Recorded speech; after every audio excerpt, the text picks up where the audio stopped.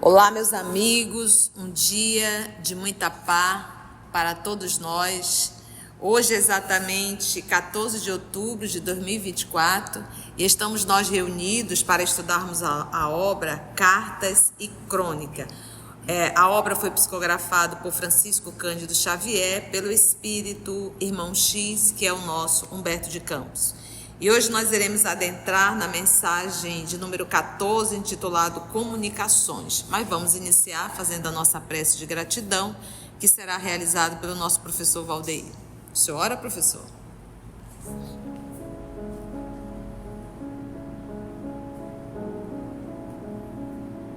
Senhor Jesus,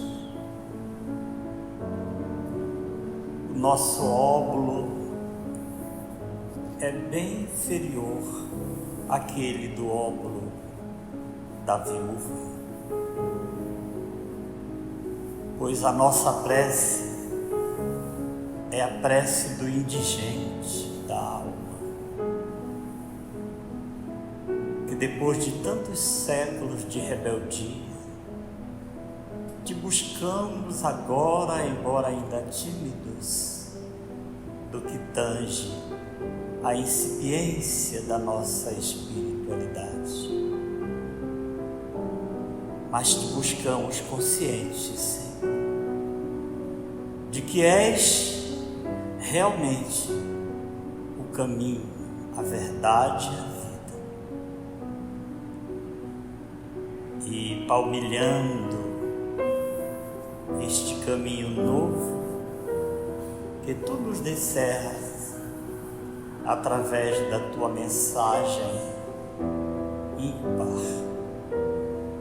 a tua mensagem do Evangelho, que a peso de tanto sacrifício nos legastes amorosamente. E em que pese as nossas dificuldades, os nossos tropeços, já sabemos, Senhor, que Tu és o farol a ser seguido na noite tempestuosa que nos acicata muita vez. Perdoa-nos, Senhor, e envolve-nos com a Tua paz e com a proteção e a influência dos Teus mensageiros abnegados. Que assim seja.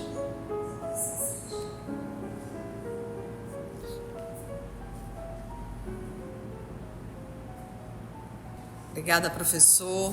Então, vamos nós adentrar na mensagem titulada Comunicações. Bora lá?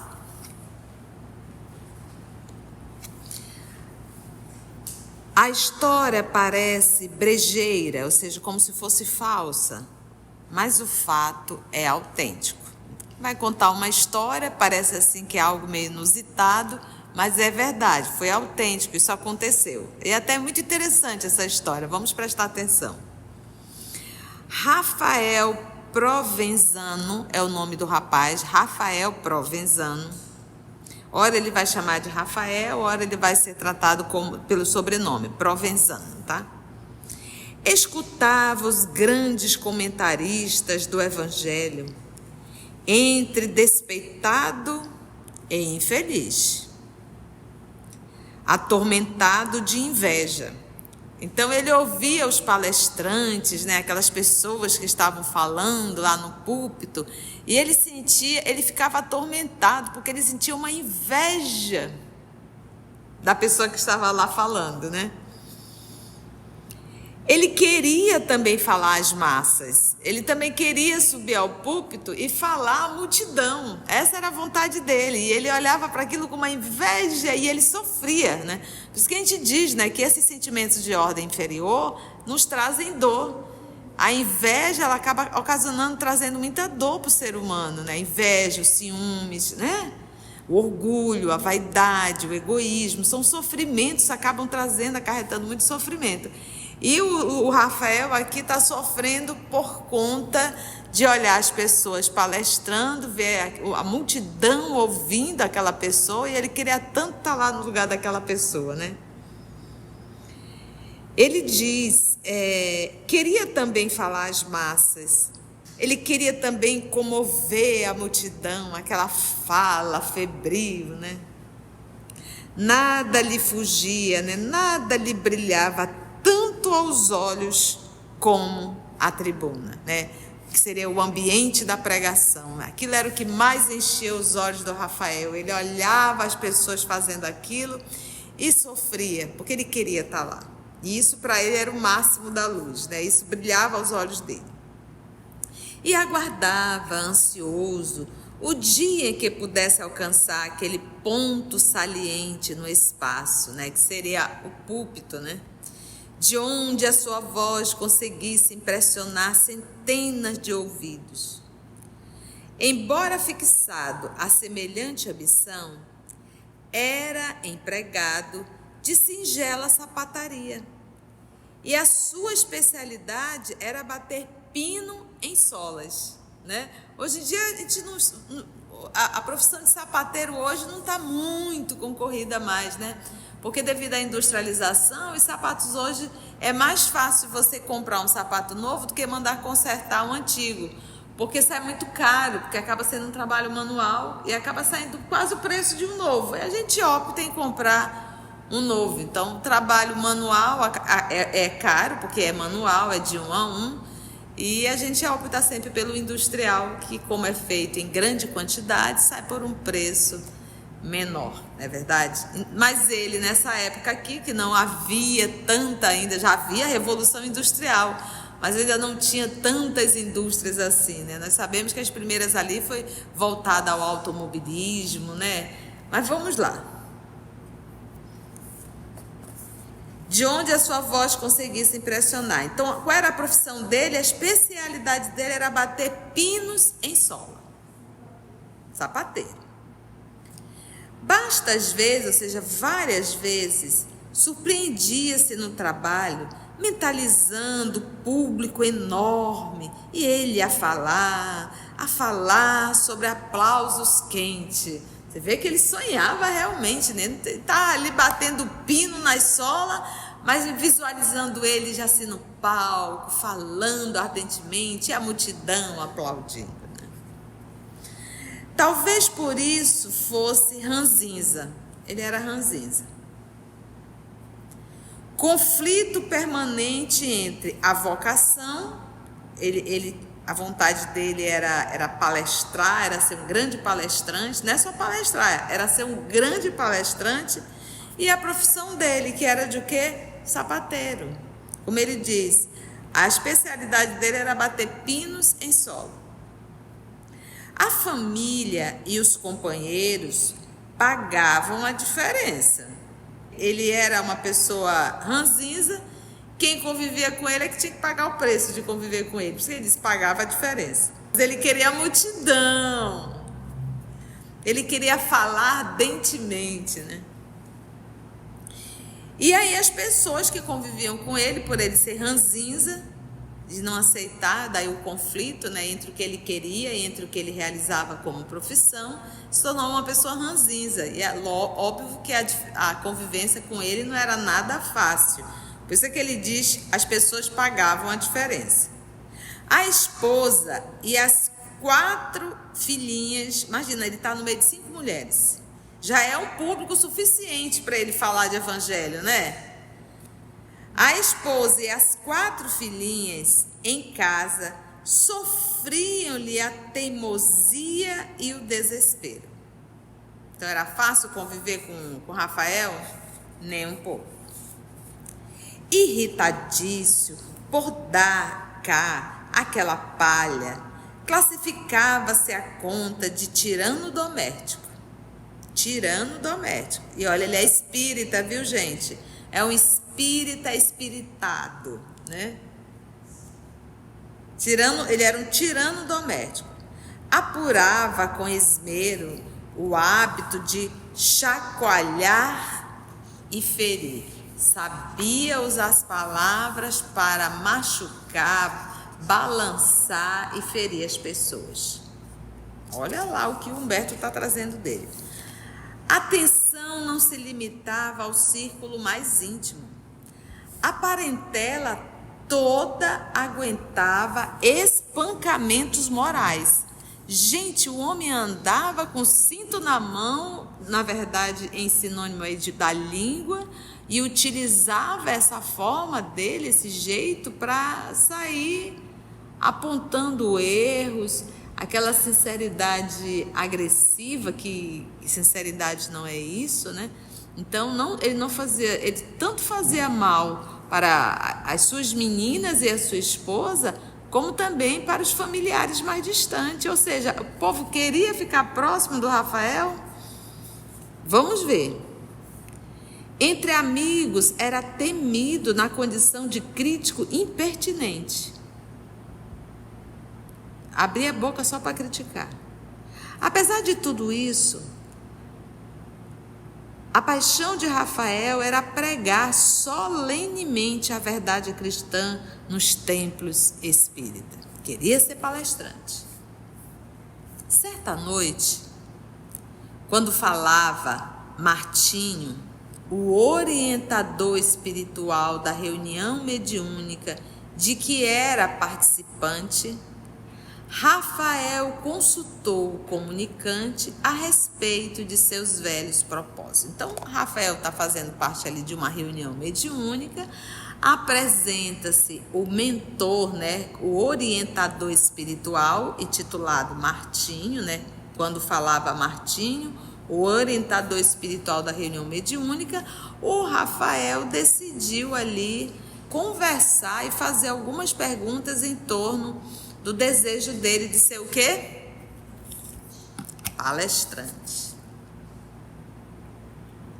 Comentou o benfeitor por meio do médium: sim, meu filho, você poderá ensinar mais tarde das tribunas. Agora, porém, é cedo.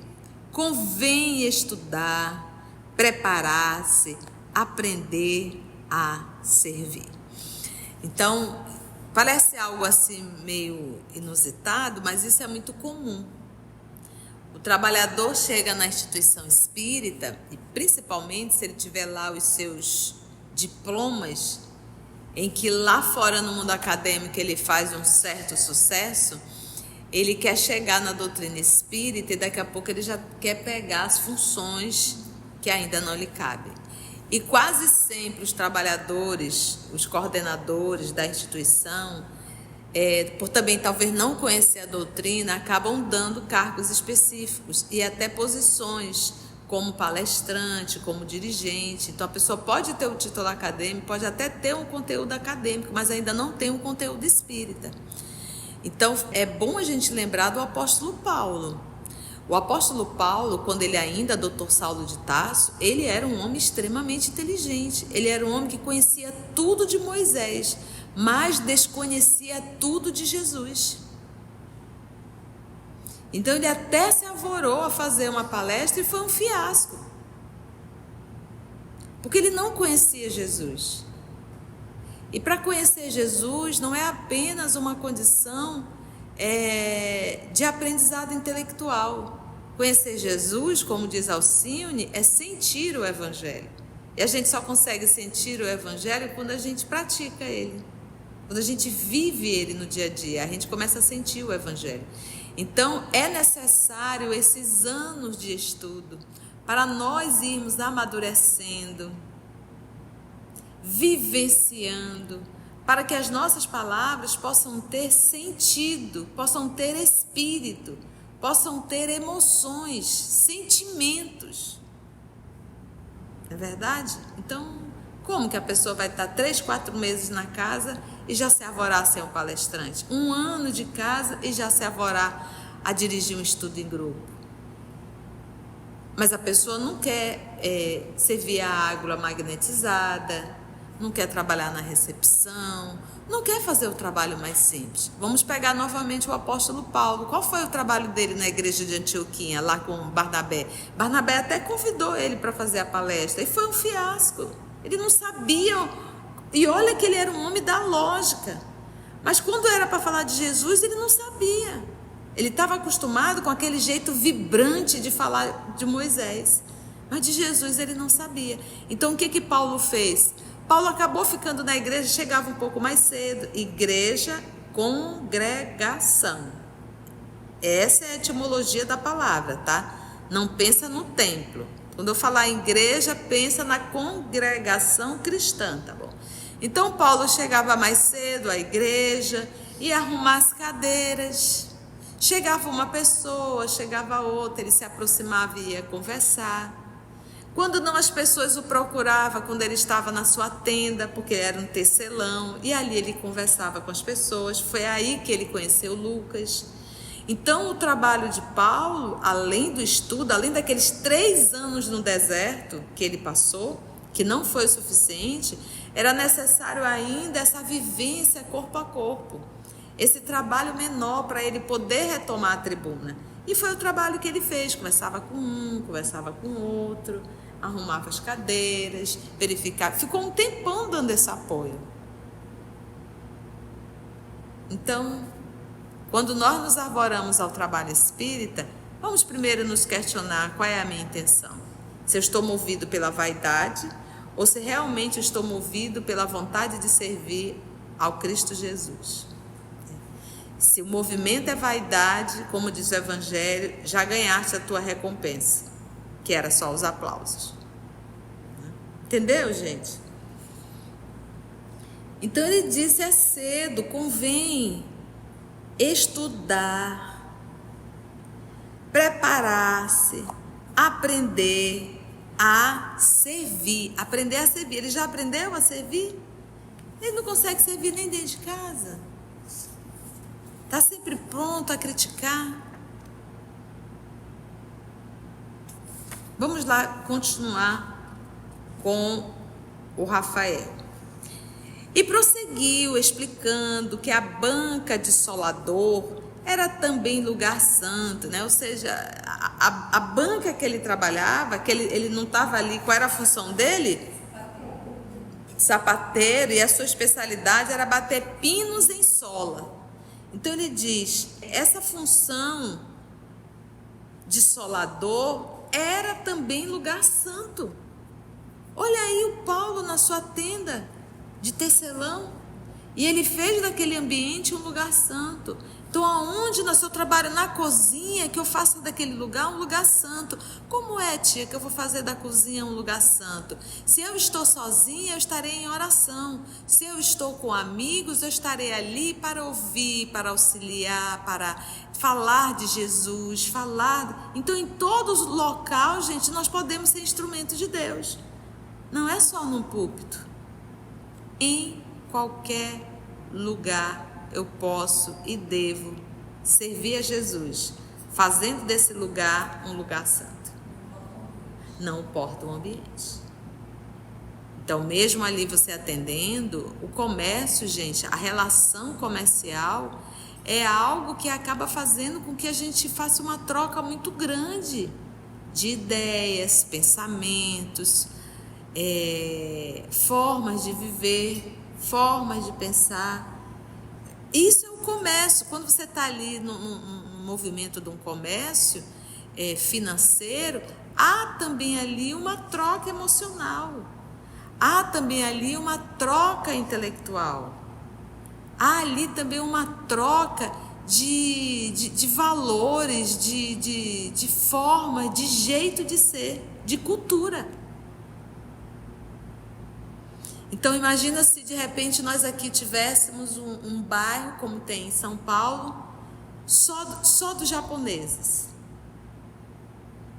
Então quando você adentra naquele comércio, você aprende um pouco da cultura deles.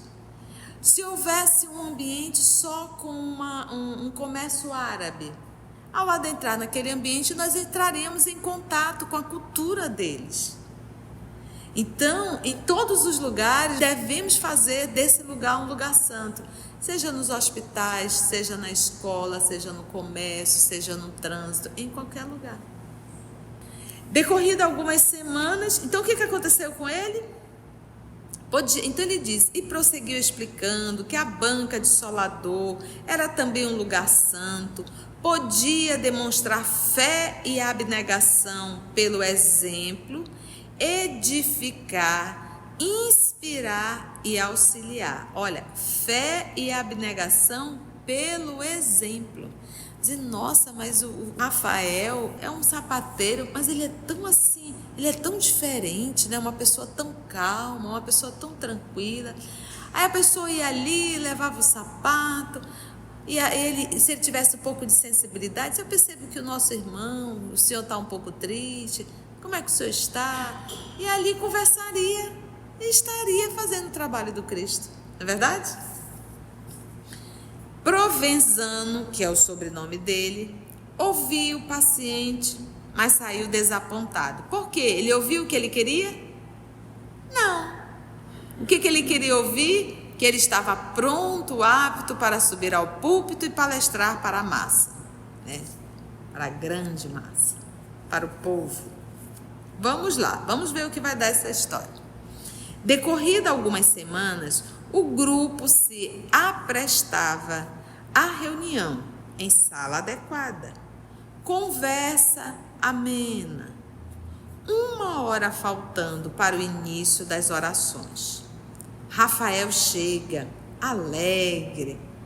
Participa que deseja expor ao estimado Martinho, que é o mentor espiritual, né, o dirigente espiritual, o estudo de um belo sonho.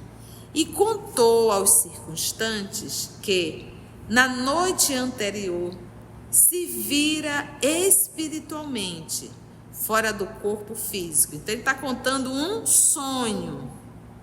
Olha o sonho dele. Na noite anterior, ele se viu em espírito, ele se viu fora do corpo, né? Se vira espiritualmente, fora do corpo físico.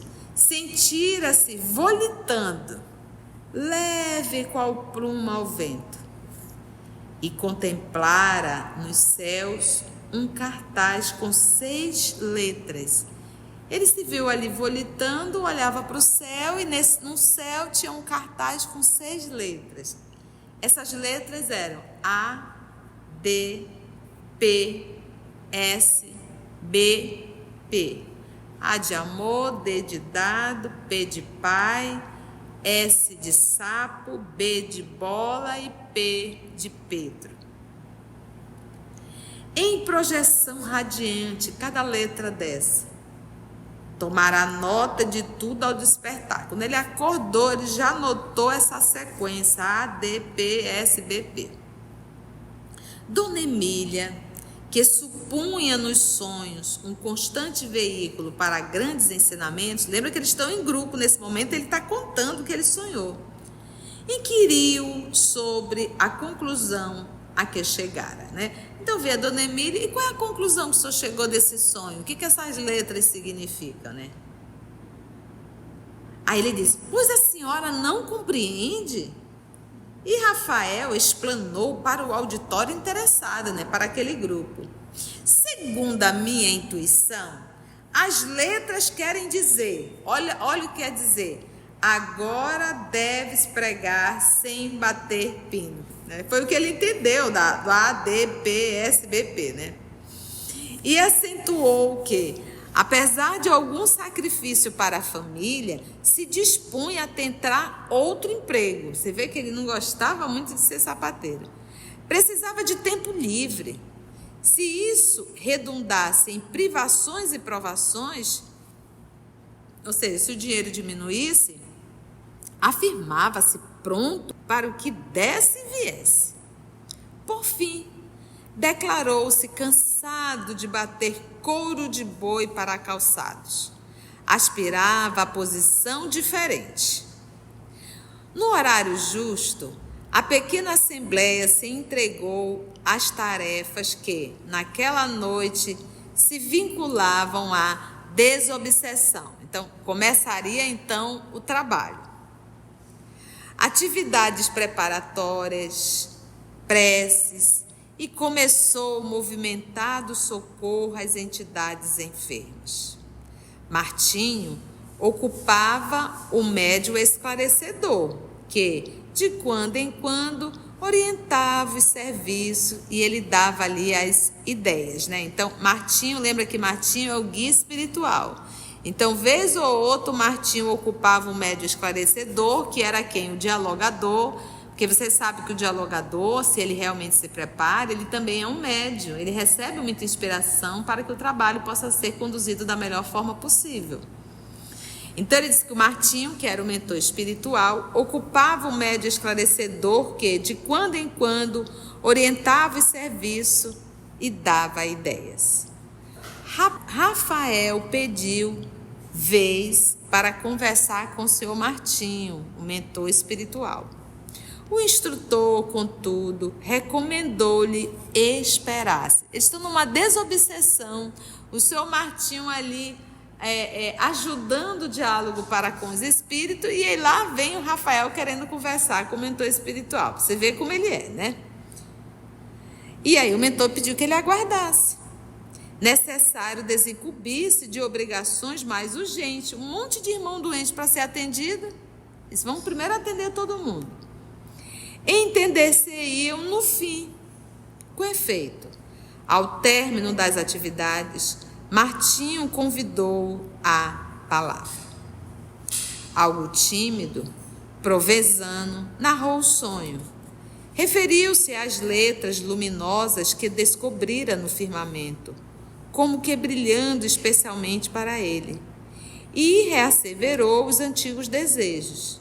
Queria ser grande conferencista e prometia consagrar-se de corpo e alma aos ensinamentos públicos do Evangelho. O amigo espiritual, sereno, perguntou sobre a interpretação que ele, o interessado, dera às letras. Lembra as letras? A, D, P, S, B, P. O Rafael repetiu impávido: agora deves pregar sem bater pinas. O benfeitor espiritual, todavia, pintou a expressão de complacência no rosto do médium e observou: efetivamente, Rafael, você esteve fora do corpo de carne e viu, de fato, a mensagem do plano espiritual. Mas engana-se quanto ao que julga ter lido.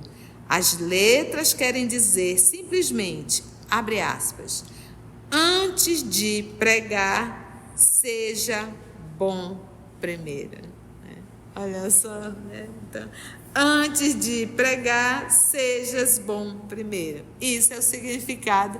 E ele, tadinho, interpretou da forma que ele queria. Então, como pregar se ele ainda não conseguiu ser bom primeiro? Então, um marido desagradável, um pai agressivo, um amigo crítico demais, um grupo familiar não suportava.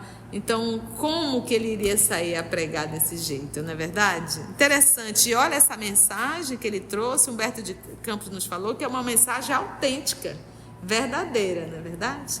Foi bom, gente? Sempre um aprendizado, né? Algum comentário? Tudo ok? Se você chegou até aqui o final, deixa seu comentário. É muito importante a gente poder ler o teu comentário. Não esqueça de curtir para que possa divulgar a página. Dá o seu like, né? E, se possível, faça a sua inscrição no nosso canal e toca o sininho. Porque quando você toca o sininho, o YouTube avisa para você quando o EOS publicar um novo estudo. Então, receba um grande abraço da família EOS Manaus. Antes de orarmos em agradecimento, vamos ouvir algumas considerações da tia que destacamos neste estudo para a reflexão dos ensinamentos. Vamos aos destaques da tia?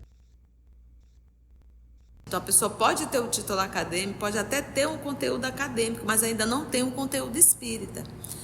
Então, é bom a gente lembrar do apóstolo Paulo. O apóstolo Paulo, quando ele ainda doutor Saulo de Tarso, ele era um homem extremamente inteligente. Ele era um homem que conhecia tudo de Moisés, mas desconhecia tudo de Jesus. Então ele até se arvorou a fazer uma palestra e foi um fiasco, porque ele não conhecia Jesus. E para conhecer Jesus não é apenas uma condição de aprendizado intelectual. Conhecer Jesus, como diz Alcione, é sentir o Evangelho. E a gente só consegue sentir o Evangelho quando a gente pratica ele. Quando a gente vive ele no dia a dia, a gente começa a sentir o Evangelho. Então, é necessário esses anos de estudo para nós irmos amadurecendo, vivenciando, para que as nossas palavras possam ter sentido, possam ter espírito, possam ter emoções, sentimentos. Na cozinha, que eu faça daquele lugar um lugar santo. Se eu estou sozinha, eu estarei em oração. Se eu estou com amigos, eu estarei ali para ouvir, para auxiliar, para falar de Jesus. Então, em todo local, gente, nós podemos ser instrumentos de Deus. Não é só num púlpito. Em qualquer lugar eu posso e devo servir a Jesus, fazendo desse lugar um lugar santo. Não importa o ambiente. Então, em todos os lugares, devemos fazer desse lugar um lugar santo. Seja nos hospitais, seja na escola, seja no comércio, seja no trânsito, em qualquer lugar. Assim, concluindo o nosso estudo de hoje e agradecendo o nosso Mestre Jesus por mais este momento de aprendizado, vamos orar? E assim, meus amigos, nós agradecemos a Deus nosso Pai por esse momento. Agradecemos ao nosso Mestre Jesus, aos nossos amigos espirituais aqui presentes, por mais uma oportunidade que nos foi dada de reflexão, de estudo, em torno da mensagem do nosso irmão Rafael, que também muitos de nós acabamos tendo a mesma atitude. Desperta, Senhor, a nossa consciência para que possamos aprender que Evangelho é para ser vivido no nosso dia a dia. Graça te damos, Senhor. EOS Manaus. Estudando para servir ao Cristo. Visite nosso site em www.eosmanaus.org. No YouTube, procure o canal EOS Manaus. Participe do nosso grupo no Facebook. No Instagram somos @EOS Manaus. Escute e estude na Rádio Manaus de Estudos Espíritas. Estamos, também, em diversas plataformas de áudio. Procure EOS Manaus, no seu aplicativo preferido. EOS Manaus. Estudando para servir ao Cristo.